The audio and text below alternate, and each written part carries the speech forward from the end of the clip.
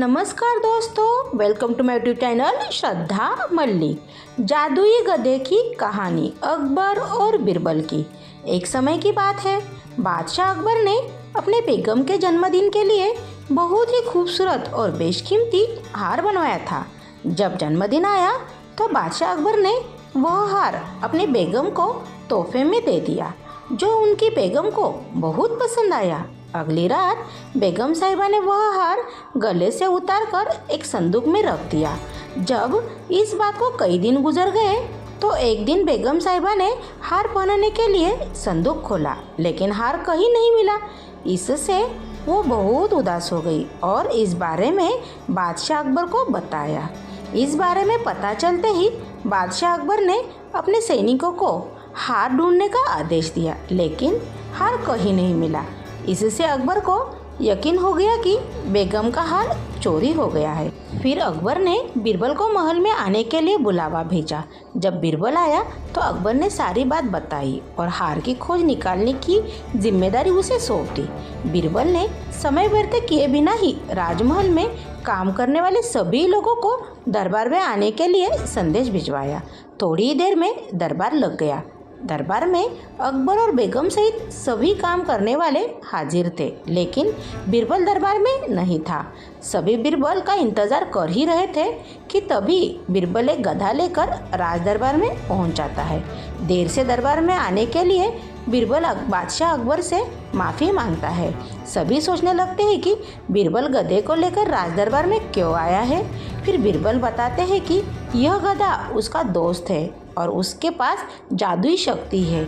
यह शाही हार चुराने वाले का नाम बता सकता है। इसके बाद बीरबल जादुई गधे को सबसे नज़दीक वाले कमरे में ले जाकर बांध देता है और कहता है कि सभी एक एक करके कमरे में जाए और गधे की पूंछ पकड़कर चिल्लाए, जहाँपना मैंने चोरी नहीं की है। साथ ही बीरबल कहता है कि आप सभी की आवाज़ दरबार तक आनी चाहिए। सभी के पूंछ पकड़कर चिल्लाने के बाद आखिर में गधा बताएगा कि चोरी किसने की है। इसके बाद सभी कमरे के बाहर एक लाइन में खड़े हो गए और एक एक करके सभी ने कमरे में जाना शुरू कर दिया। जो भी कमरे के अंदर जाता तो पूंछ पकड़कर चिल्लाना शुरू कर देता, जहाँ पाना मैंने चोरी नहीं की है।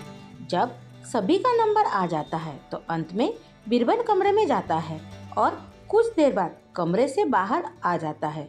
फिर बीरबल सभी काम करने वाले के पास जाकर उन्हें दोनों हाथ सामने करने को बोलता है और एक एक करके सभी ने हाथ सूंघने लगता है।